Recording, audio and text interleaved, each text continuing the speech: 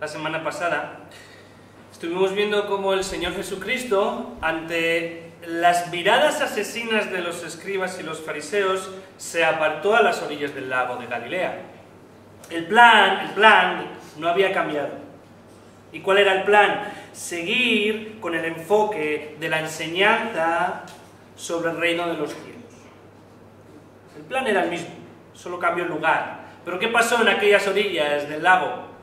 Que las multitudes se acercaron al Señor Jesús y que debido a las dolencias que ellos tenían, dolencias físicas, vimos como ellos querían abalanzarse sobre él.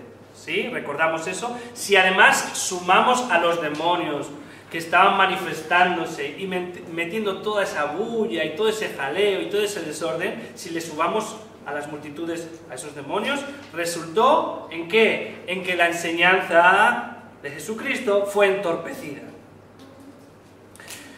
En la sinagoga, los pensamientos malvados de los escribas y fariseos interrumpieron la enseñanza de Jesús. En el lago, las multitudes, con sus necesidades constantes físicas, entorpecieron la enseñanza de Jesús. Y los demonios, también en Galilea, en las orillas del lago, con sus espectáculos y shows, también entorpecieron la enseñanza de Jesús.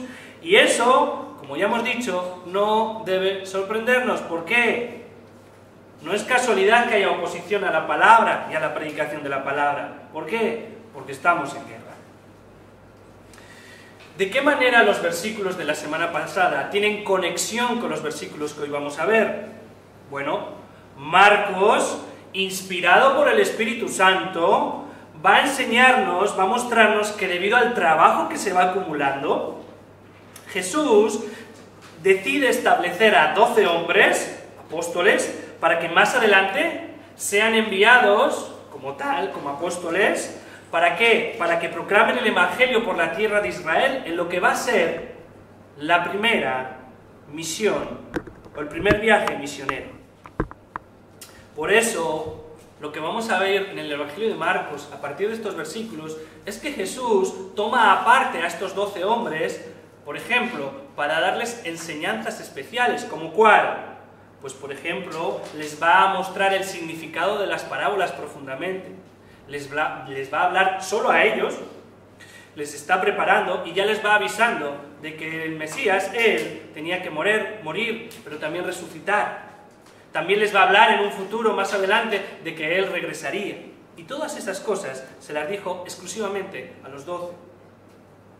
Así que la siguiente fase, que vamos a ver a partir de ahora, es un enfoque, una enseñanza más profunda a estos hombres. El apostolado ha comenzado. Así que vamos a Marcos, capítulo 3, y versículos 13 al 15. Y vamos a leer lo que dice el Señor en su palabra. Y dice que después subió al monte y llamó así a los que él quiso. Y vinieron a él y estableció a 12 para que estuviesen con él y para enviarlos a predicar. Y que tuviesen autoridad para sanar enfermedades y para echar fuera demonios. Tengo un trabajo para ti, escogidos para servir. Y la predicación de hoy la vamos a dividir en 3 partes. La primera parte va a ser el versículo 13, la decisión. La segunda parte va a ser el versículo 14, el nombramiento. Y la tercera parte va a ser la autoridad delegada, versículo 15. Así que vamos a empezar con la primera parte, ¿de acuerdo? La decisión, versículo 13. Dice que después subió al monte, después de las cosas que vimos la semana pasada, subió al monte y llamó así a los que él quiso y vinieron a él. Nos encontramos alrededor del verano del año 28 después de Cristo. Y aunque para nosotros han pasado unos pocos meses, desde el bautismo de Jesús por Juan hasta estos días, han pasado casi 1 año y medio. En todo este tiempo, el Señor ha ido llamando y añadiendo discípulos, y discípulos han ido siguiendo a Jesús. En Juan capítulo 2 vimos a los primeros, que eran Andrés y Juan. Después, Andrés y Juan llamaron a sus respectivos hermanos Pedro y Jacobo. A lo que más adelante, también en el capítulo 2 de Juan, vemos que se añadieron Felipe y Natanael. Aunque no sepamos y no aparezcan los nombres, también se añadieron más personas. ¿De acuerdo? No vemos sus nombres, son invisibles, pero estaban ahí. Ya vimos en predicaciones pasadas que después Jesús hizo un llamado, pasado un tiempo, a Pedro, a Andrés, a Jacobo, a Juan y también a Mateo a seguirle. Dices, pero ya estaban siguiéndole. Sí, pero ahora les está llamando a un discipulado, a seguirle 24 horas al día, 7 días a la semana, o sea, a tiempo completo. Ese es el cambio del llamado. Ahora, cuando dejaron las redes, les llamó a tiempo completo, discipulado a tiempo completo. Y eso requería abandonar sus trabajos. Un compromiso mayor, porque sí, Jesucristo siempre exige de sus discípulos un poquito más, una entrega un poquito mayor que la del día anterior. ¿Y qué vemos en el versículo 13?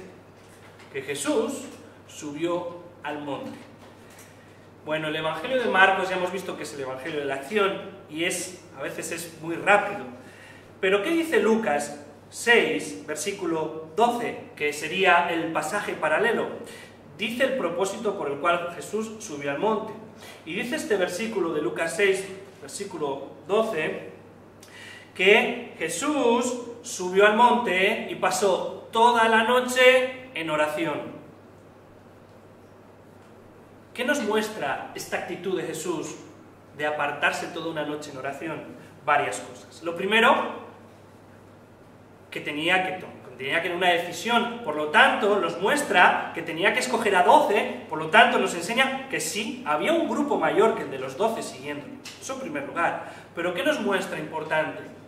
Que antes de tomar una decisión importante, hay que orar. Hay que orar, porque esta elección que va a hacer de los 12 va a afectar a mucha gente, en muchos lugares, pero también en otras generaciones. Por lo tanto, es importante apartarse y orar antes de tomar esa decisión. ¿Alguna vez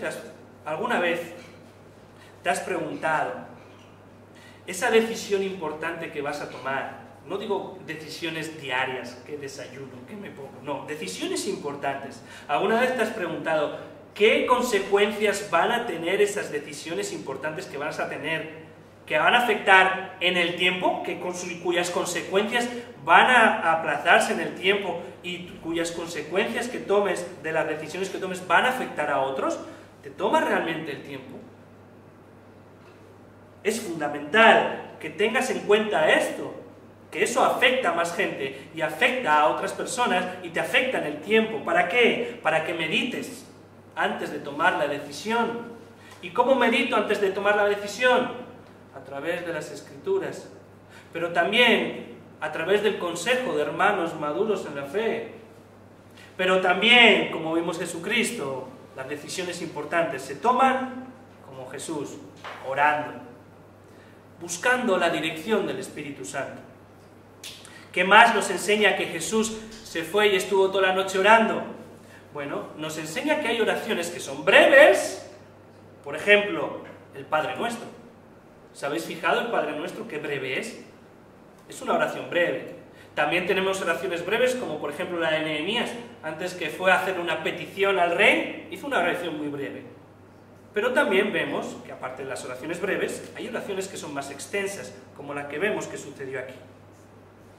Todo eso nos enseña.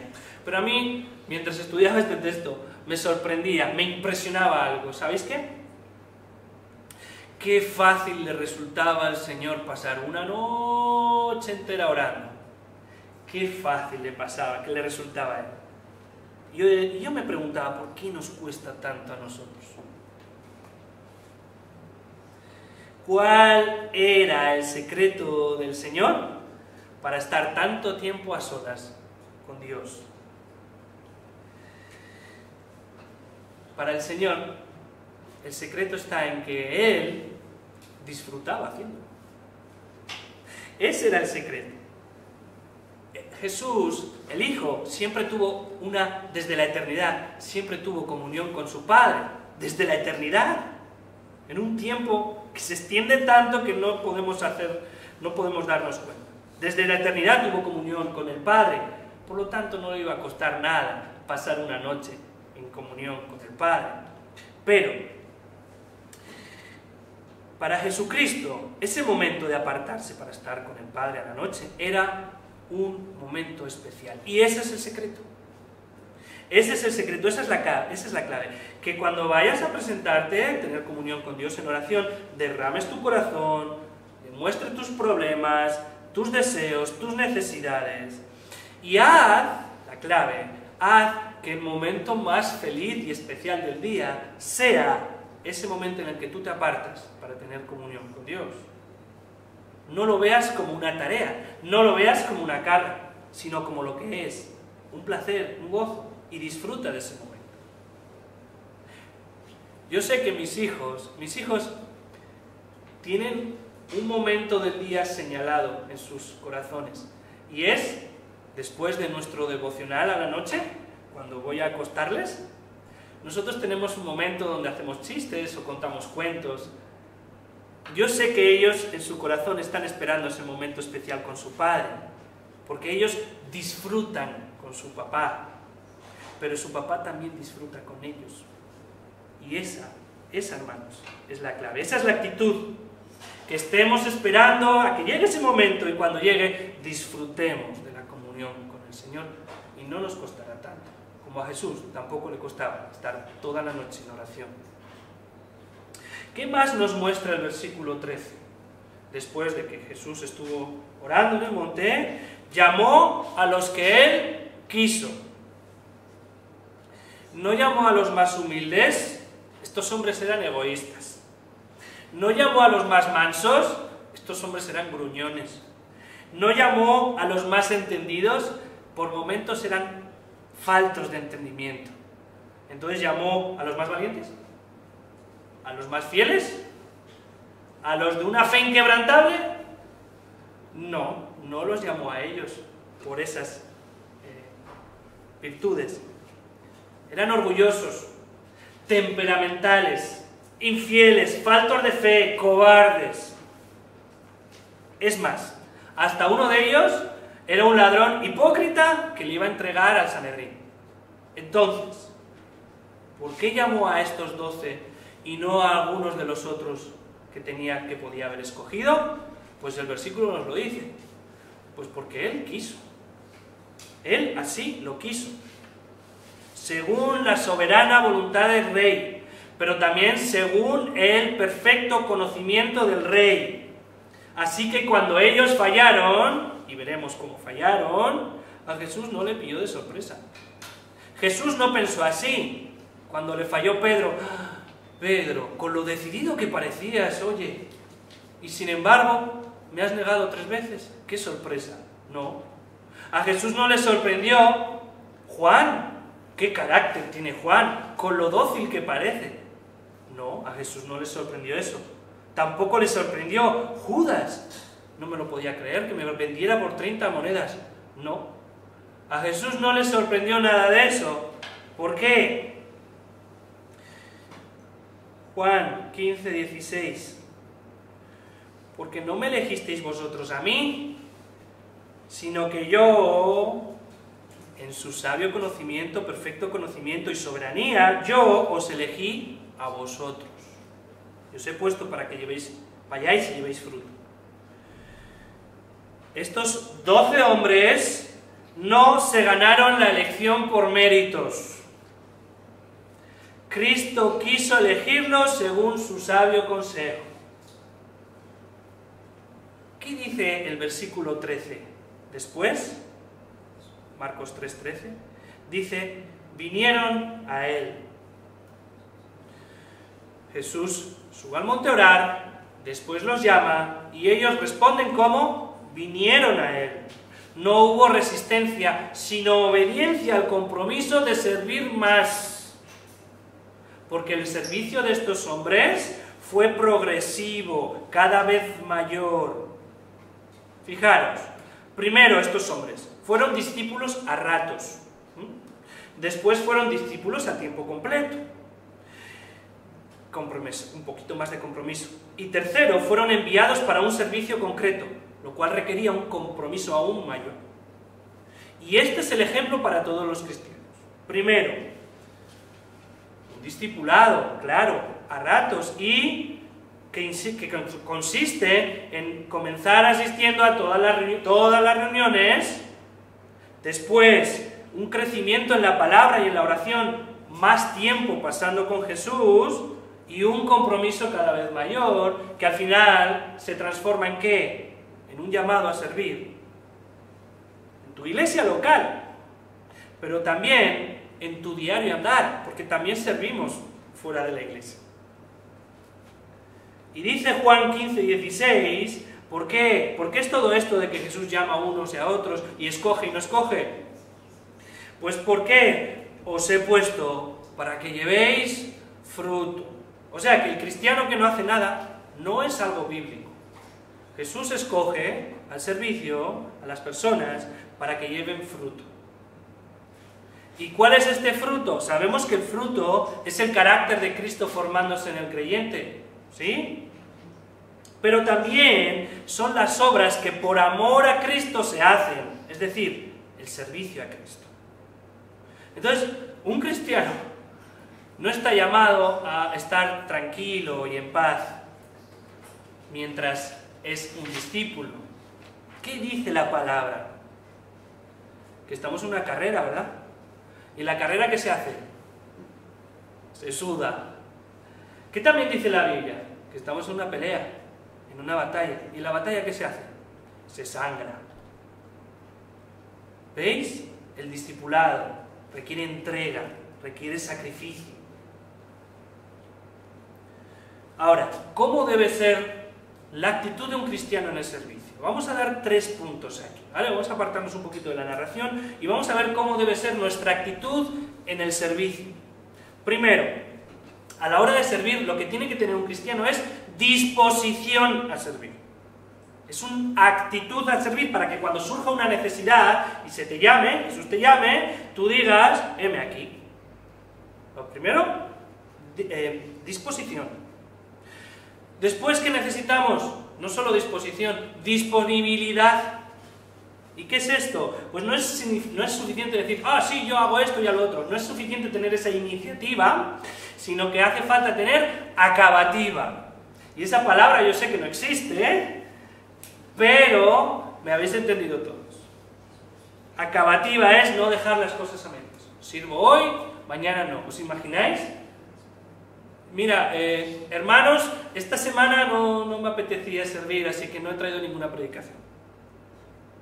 Yo recuerdo en una iglesia asistir a un domingo y el pastor presentarse ahí con todo el coraje del mundo y decir, hermanos, no he preparado nada en toda la semana, pero tranquilos, tranquilos, ¿por qué? Porque el Espíritu Santo me va a ayudar a improvisar. Pero el servicio, hermanos, el servicio es diligente, no negligente. Disposición, disponibilidad. Y fijaros, esa disponibilidad es que el servicio cuesta. El servicio cuesta. No vamos a engañarnos. Requiere sudar. Requiere a veces sangre también. Pero tiene su recompensa. Yo no quiero que la gente se desanime. Tiene su recompensa. Dice el apóstol Pablo en 1 Corintios 15:58. Así que, hermanos míos, estad firmes y constantes, creciendo en la obra del Señor, sirviendo, dice, siempre, Y dice, para que nos anime el Señor, sabiendo que vuestro trabajo en el Señor no es en vano, siempre tiene recompensa. Disposición, disponibilidad y, en tercer lugar, hay que servir con una buena motivación. Hay que servir con un corazón sincero. Y esto es importante también. Porque hay gente que hace muchas cosas en el nombre del Señor, pero no lo hace por una motivación correcta. Luego hay otros que igual su servicio no es tan visible o no alcanza a tanta gente, pero lo hace con un corazón sincero. Entonces, ¿cómo hay que servir? ¿Qué corazón hay que tener? No hay que servir por la fama, ni por el dinero, ni por el prestigio, ni por el título, ni por cosas así. El servicio del cristiano debe estar movido, motivado por amor. Amor a Dios, amor a los hermanos y amor a los perdidos. Eso es lo que debe motivar nuestro servicio. Dice 1 Corintios, capítulo 3, que todo cristiano va a ser juzgado por las obras que hizo en el Señor, es decir, su servicio. Vuelvo a decir, dentro y fuera de la iglesia. Van a ser juzgados. Y dice ese tercer capítulo de 1 Corintios que muchos van a ir con todas sus obras, las van a presentar delante de Dios y van a ser puestas a prueba por el fuego, como con el fuego. ¿Y qué va a pasar? Que como muchos los hicieron con muchas obras, pero con una mala motivación, eso va a ser como la hojarasca. Y todas sus obras van a quedar como la hojarasca quemada, en nada.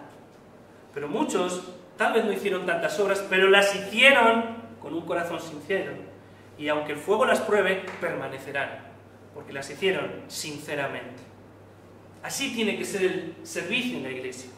Siempre disposición, disponibilidad y un buen corazón para servir. Amén. Segunda parte. Hemos visto que el Señor va a orar, que el Señor los llama y que ellos van. Segunda parte, el nombramiento, versículo 14. Y estableció a 12 para que estuviesen con él y para enviarlos a predicar. Una vez tomada la decisión, es hora de preparar de manera especial a este pequeño grupo de dentro de los discípulos. Hay que preparar y formar especialmente a estos 12 del resto. Y dice que estableció a 12. Un número muy significativo en la Biblia y muy importante. Cuando en la antigua dispensación, en el Antiguo Testamento, Dios estableció la nación de Israel, lo hizo a través de 12 patriarcas, 12 hermanos, hijos de Jacob, hijos de Israel. Las 12 tribus representaban al pueblo del antiguo pacto. Este pueblo del antiguo pacto fue escogido ¿para qué? Para que, sacado de la esclavitud de Egipto, fuese puesto en la tierra prometida, y una vez establecidos en la tierra prometida, ellos fuesen luz para el resto de las naciones que estaban en tinieblas. Es decir, que las naciones paganas, que no conocían a Dios, tenían que ver en esta nación de Israel su testimonio, para que así ellos se acercaran a conocer a Dios a través de ese testimonio. De la misma manera, estos 12 hombres representan al pueblo del nuevo pacto. Ese pacto nuevo que hace Dios, sus escogidos. Escogidos estos 12 para ser testigos ¿de qué? De la persona, de la obra, de la muerte, de la resurrección y de la ascensión del Señor Jesucristo. Y para fundamentar sobre la roca, que es Cristo, y edificar ahí su iglesia, el nuevo Israel. Dice Lucas 6:13 que a estos les llamó apóstoles. Lo cual, ¿qué significa la palabra apóstol? La palabra apóstol significa alguien que es enviado para una misión en especial. Y la palabra quiere subrayarnos que estas personas apóstoles, que son enviados para una misión especial, tienen una autoridad. Eso es lo que dice la palabra, tienen una autoridad, pero esa autoridad no viene de ellos, sino que viene del que los ha enviado. Eso es lo que significa apóstol. Entonces estableció a 12, y luego dice el versículo 14, para que estuviesen con él. Y dices, pero ya no estaban con Cristo, ya. Dice, sí, pero ahora Jesús va a dedicar tiempo y esfuerzo en prepararlos para su futura misión. Más adelante veremos su futura misión. ¿Y cómo los va a preparar el Señor? Los va a preparar primero en la doctrina. Les va a enseñar más específicamente que conozcan mejor el mensaje del reino de Dios. Para eso les va a preparar, pero no solo en la doctrina. también los va a preparar en su carácter. Él va a pasar tiempo con Él, por eso quiere que estén mucho tiempo con Él y cerca de Él. ¿Para qué? Para que ellos vean, y para que vean cómo es el carácter de Cristo, para que ellos luego lleven ese mismo carácter a otros lugares, el amor, el gozo, la paciencia, todo eso. ¿Y por qué Jesús quiere que estén cerca para que aprendan eso? Hermanos, porque una cosa es la doctrina y otra cosa es el carácter. Y hermanos, el carácter muchas veces lo aprendemos ¿cómo? Observando, más que oyendo, ¿cierto? Una cosa es la doctrina, ¿de acuerdo? Pero estamos hablando del carácter. Uno aprende mucho del carácter a seguir viendo a otros que tienen el carácter de Cristo más formado, o siguiendo el ejemplo de santos o piadosos de otras épocas. Y esto de aprender del carácter o del comportamiento, ¿sabéis a qué se aplica también, papás? A los niños. Porque los niños de verdad que aprenden mucho más eficazmente con tu testimonio que con tus palabras. Dales ejemplo y aprenderán mejor. Esto se confirma en la palabra en el Evangelio de Juan, capítulo 13, versículo 15, que dice: porque ejemplo os he dado, no porque ejemplo os he dicho, para que como yo os he hecho, no como os he dicho, sino como os he hecho, vosotros también lo hagáis. ¿Veis? Carácter se aprende con el ejemplo.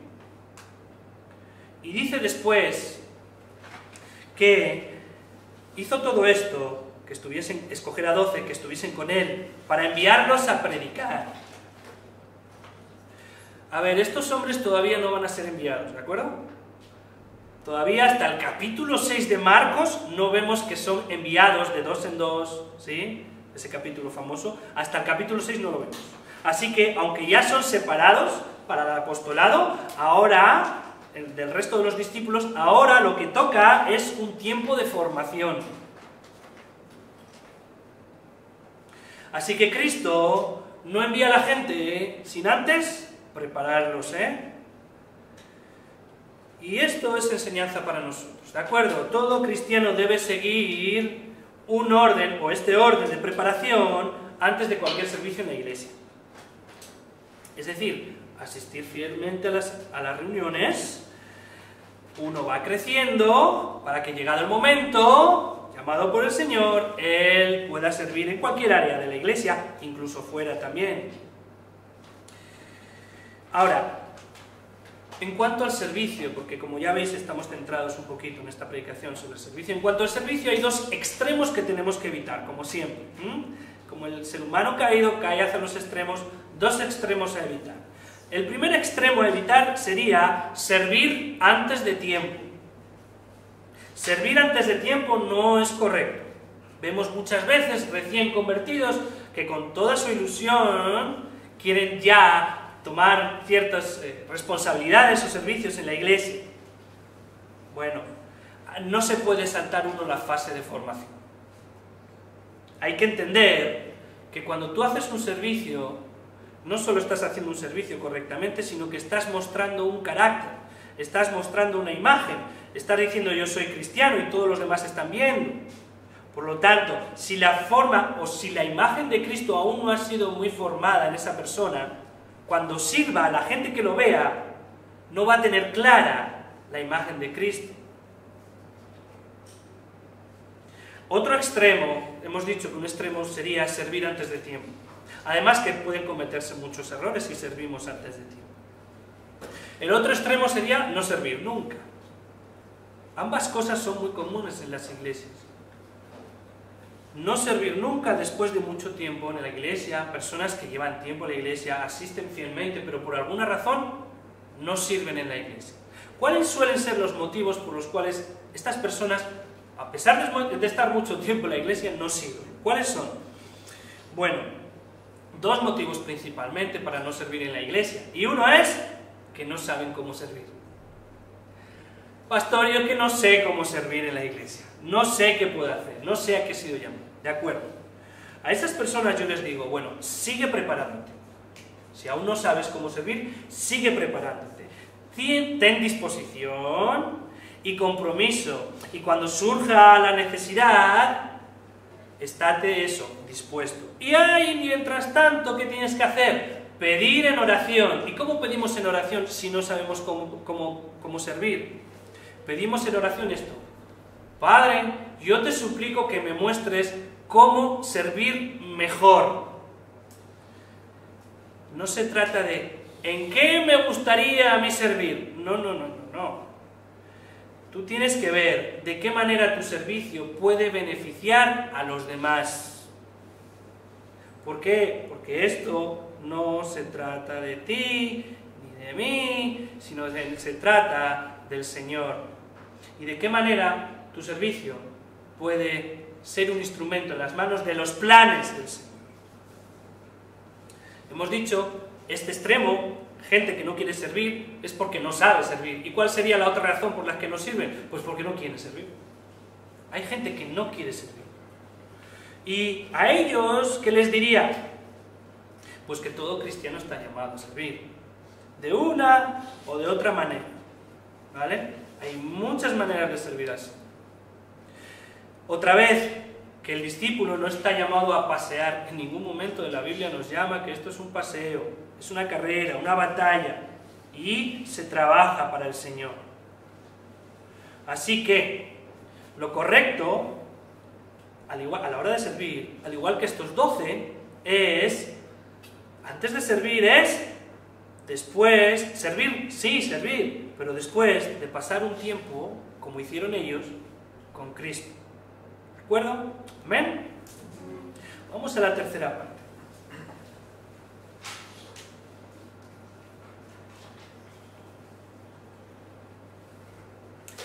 La autoridad delegada, versículo 15. Y que tuviesen autoridad para sanar enfermedades y para echar fuera demonios. Como estos hombres son llamados a llevar una nueva revelación, un nuevo mensaje de Dios, ellos, como son representantes de Cristo, deben mostrar sus credenciales. Como un policía que muestra su placa. ¿Y qué era aquello que los identificaba como representantes de Cristo, como mensajeros de Dios? Pues las señales. ¿Y qué señales en concreto? Pues las de sanar y las de echar fuera demonios. Estos 12 hombres, incluido Judas Iscariote, muchas veces se nos olvida que aquel que se perdió también sanaba y también echaba fuera demonios. Estos 12 hombres podían sanar y podían liberar, al igual que Jesús lo había estado haciendo con las multitudes. ¿Para qué? Para que la gente, al oír el Evangelio, el mensaje de la palabra de estos 12 hombres, y ver después las señales, dijeran, bueno, claro, ellos son representantes de Cristo y por lo tanto también son mensajeros de Dios. Ese es el propósito de delegar y darles esa autoridad de sanar y echar fuera demonios. Una pregunta muy común: ¿existen los apóstoles hoy en día? Bueno, vamos a dejar claro esto, ¿vale? Lo primero que tenemos que entender es que qué términos, cuando la Biblia habla de apóstoles, qué términos usa la Biblia. Y usa dos términos para cuando se refiere a apóstoles, ¿de acuerdo? Apóstoles con minúscula. ¿Y qué significa cuando vemos apóstol con minúscula? Significa alguien enviado representando a Jesucristo. Alguien que es enviado que representa a Jesucristo. Eso es un apóstol. En ese sentido, vemos en Hechos, capítulo 14, versículo 4, y Hechos 14, versículo 14, que a Bernabé, que no era de los 12, junto con Pablo, se le llamó apóstol. Además, podemos ver en Romanos capítulo 16 y versículo 7, que el mismo Pablo, el apóstol, menciona a Andróquino y a Junias como apóstoles también. Esto ha confundido mucho a la gente. De manera que dicen, ¿ves? Aparte de estos 12, también hay apóstoles hoy en día. Pero la Biblia, al que tenga ese razonamiento, ¿ves? Yo puedo llamarme apóstol porque ahí hay otros apóstoles aparte de los 12, pero ese razonamiento es incorrecto, porque la Biblia también dice que somos reyes y sacerdotes, ¿verdad? Y sin embargo, la Iglesia Católica sí se llaman sacerdotes, pero sin embargo yo no voy diciendo yo soy el rey tal o el rey cual, ¿verdad?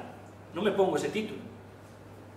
La Biblia, cuando llama a estos hombres apóstoles, Andróquinos, Junias, Bernabé, que siempre son varones, no lo hace para darles un título, para darles una autoridad, sino para señalar su misión.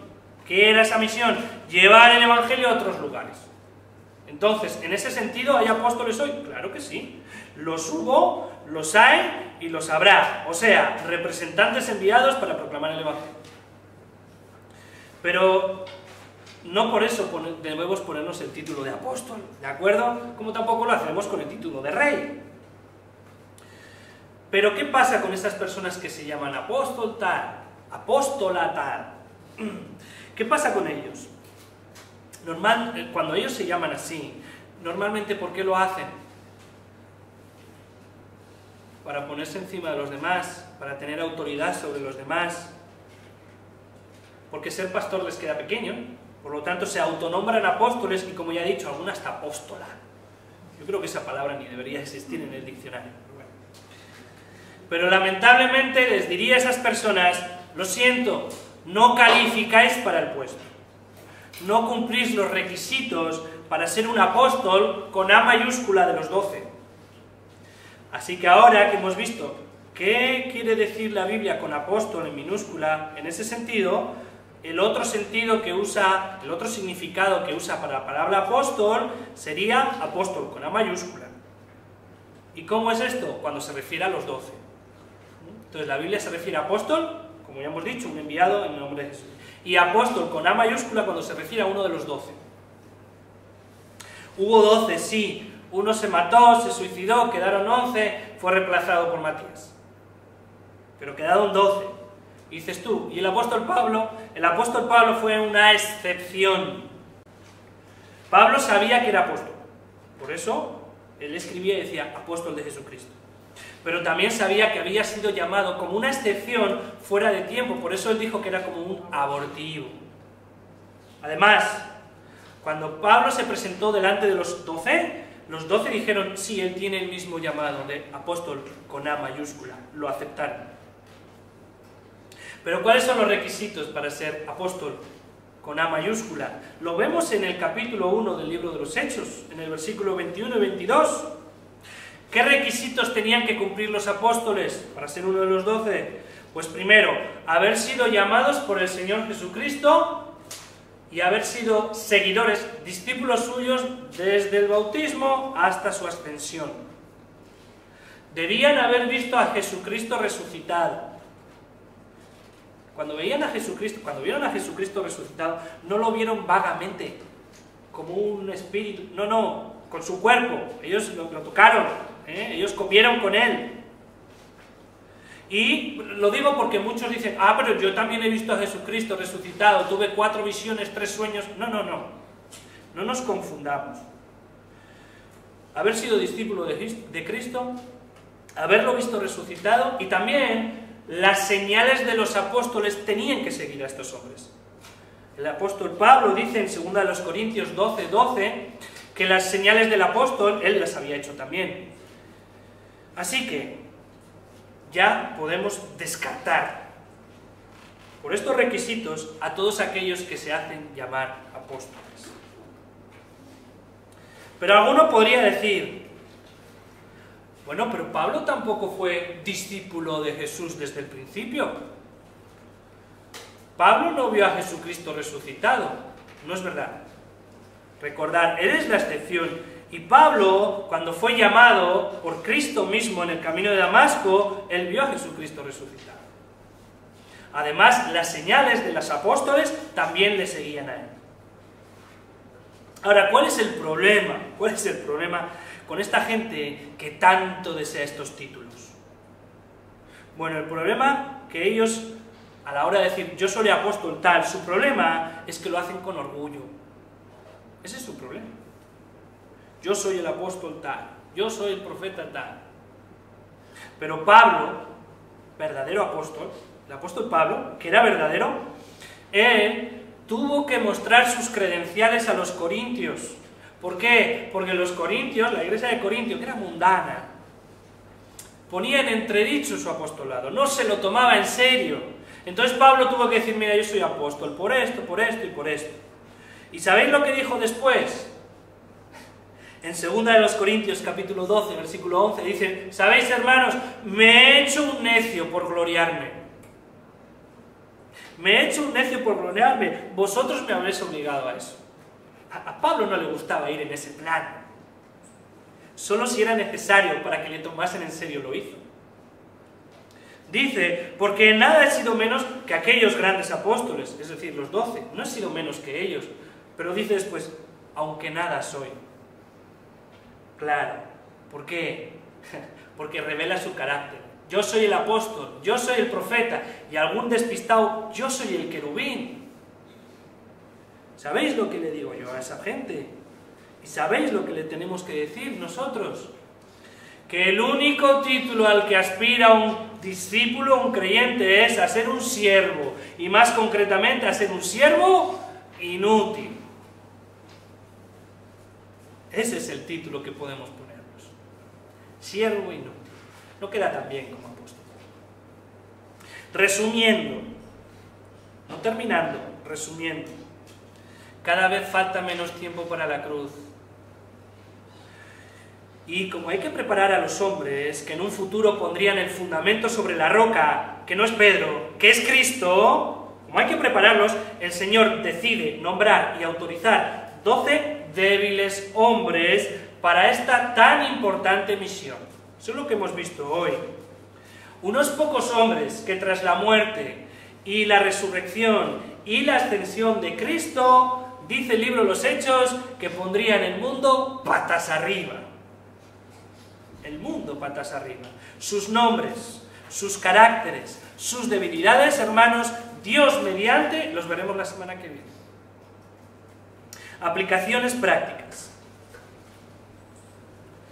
En primer lugar, los llamó y vinieron a Él. Los llamó y vinieron a Él. Bravo. Bien por esa disposición de ellos. ¿Os imagináis que Jesús llama a uno de ellos y le dice, mira, Señor, ¿sabes qué? Disfruto mucho de tus enseñanzas. ¿Os imagináis que llamas Jesús a estas personas y dices, sí, Señor, me encanta ver el espectáculo de tus milagros. Incluso es agradable pasar en compañía contigo el tiempo. Pero servirte, tener el privilegio de ser un instrumento en tus manos, servirte, eso es pedir demasiado. Eso es demasiado compromiso. ¿Os imagináis que le hubiesen respondido eso? Qué mal, ¿verdad? Todo cristiano está llamado a servir de una o de otra manera. Todo cristiano está llamado a dar ese paso de salir de la multitud. ¿Qué es lo que vimos la semana pasada? De la multitud das el paso y sales y te vuelves un discípulo. Pero ahora lo que vemos esta semana, ¿qué es? Que el de los discípulos te sales y das un paso y te comprometes más. Eso es lo que estamos viendo hoy. Todo discípulo tiene que salir de su área de confort. Es que nos gusta tanto vivir tranquilos, sin problemas, confortados y totalmente sin ningún tipo de trabajo. Nos encanta. Pero yo te puedo asegurar una cosa, servir no es cómodo. Servir no es cómodo, no te voy a engañar. Servir atenta contra tu estatus de confort. Servir requiere entrega. Pero nosotros tenemos un ejemplo muy grande a seguir en el Señor Jesucristo. ¿Qué hizo el Señor Jesucristo? ¿Se quedó cómodo en su gloria? ¿Aceptó quedarse ahí y no servir? Si hubiese sido así, si no se hubiese hecho un siervo, ¿qué hubiese sido de nosotros? No. Cuando servimos de una o de otra manera, sacrificamos nuestra comodidad. Es el precio, pero, qué gran bendición reciben otros cuando Dios te usa como su instrumento, ¿verdad? ¿O acaso no das gracias porque tú fuiste beneficiado por el servicio de alguien? ¿no? ¿Verdad que sí? Así que los llamó y vinieron a él. Segundo, tú eres la respuesta a las oraciones. Tú eres la respuesta a las oraciones. Vamos a leer Mateo, capítulo 9, versículos 36 al 38. Fijaros. Dice Jesús que al ver las multitudes, tuvo compasión de ellas, porque estaban desamparadas y dispersas como ovejas, que no tienen pastor. Entonces dijo a sus discípulos: a la verdad, la mies es mucha, mas los obreros pocos. Rogad pues al Señor de la mies que envíe obreros a su mies. Cuando Jesucristo vio la cantidad de trabajo que tenía por delante, ¿qué hizo? Exhortó a sus discípulos a hacer algo. ¿Y qué? Orar por siervos. Porque sabía, y realmente por experiencia yo lo sé, encontrar siervos, trabajadores, es muy difícil. Es muy difícil. Por lo tanto dice, orad. Orad para que el Señor los levante. Discípulos comprometidos, que son tan difíciles de encontrar. Debemos orar, hermanos, para que el Señor levante músicos, predicadores, evangelistas, profesores de escuela de niños, intercesores, etcétera, etcétera, etcétera. Debemos orar por ello. Pero, oh sorpresa, aquellos hombres que rogaron por obreros recibieron, como a veces nosotros también, recibieron pronto la respuesta a sus oraciones. ¿Sabéis qué es lo siguiente que nos narra Mateo en el versículo siguiente? Los que tengáis vuestras Biblias lo veréis. Aquí no va a aparecer, pero lo podéis comprobar. ¿Qué nos dice Mateo en el versículo siguiente? Después de orar por la mies, que después, entonces, llamó a sus 12 apóstoles. ¡Oh, sorpresa! Ellos serán la respuesta a la oración. Así que, tal vez Dios haya puesto en tu corazón, en algún área de servicio, estés pidiendo obreros. Pues estate atento.